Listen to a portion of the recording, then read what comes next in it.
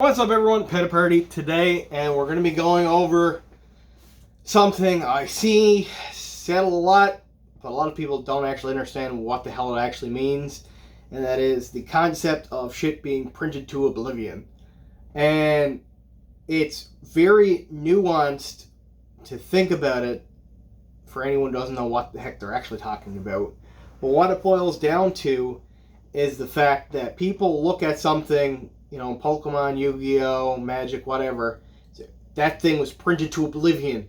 There's so many copies of Hidden Fates that were made, you could stack the packs and make a ladder to go straight to Mars and get there before Elon Musk gets there and eats all the chicks cereal or some stupid shit like that.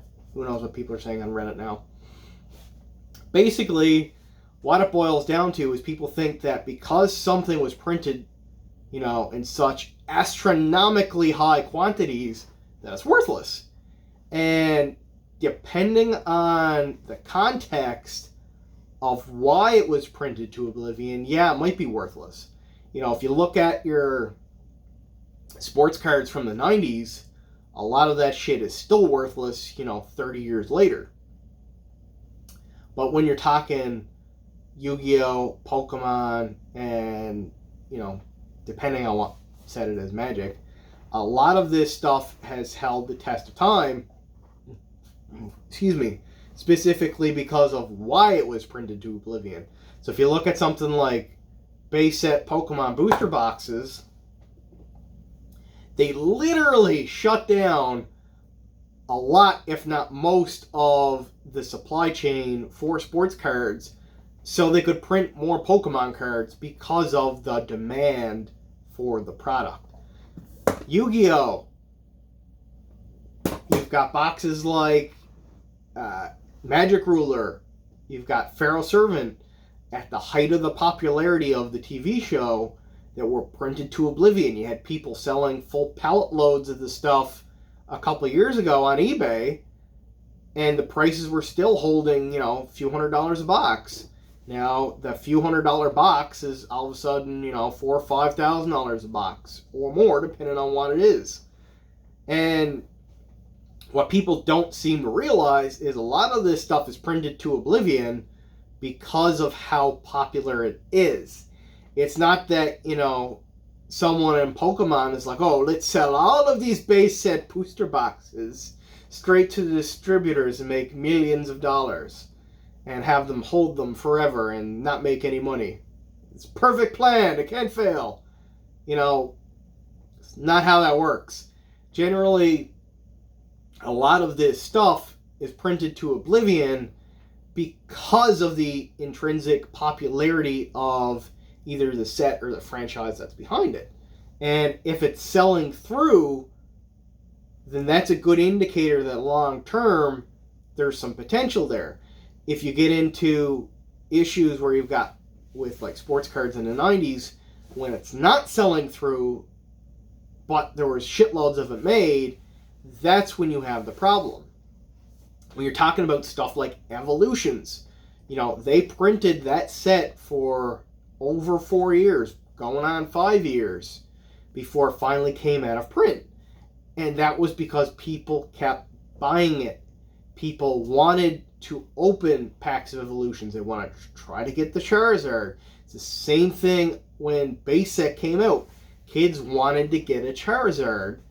And when Evolutions came out, people wanted to have that same nostalgic feeling that made them feel like a kid again. And, I'm a prime example of it. I opened, a case as soon as I found out about the damn thing. Afterwards, I don't even know how many packs or boxes I've opened since it's come out. And I just keep buying more because it's a fun set to open. And that's why it's printed to oblivion. It's popular and it's fun and people want to buy it. That's why Evolutions now is up to like $1,000 US a box. It's not because, for the most part, there's these super secret geniuses on some volcano island in a secret lair with Dr. Evil, sipping cognac and talking about their warehouses full of Evolutions booster boxes. A lot of this stuff is opened through attrition and doesn't exist anymore. You know, just because something was printed to oblivion doesn't mean there's still, you know, warehouses and pallets and container loads of this shit still kicking around. That's why the prices keep going up. When base set Pokemon booster boxes, when they came out, they were literally printed to oblivion. The maximum possible capacity that the printers could go burr to make dollar bills go fly, that is what they had it set at for making Pokemon cards. And they still couldn't keep up with the demand.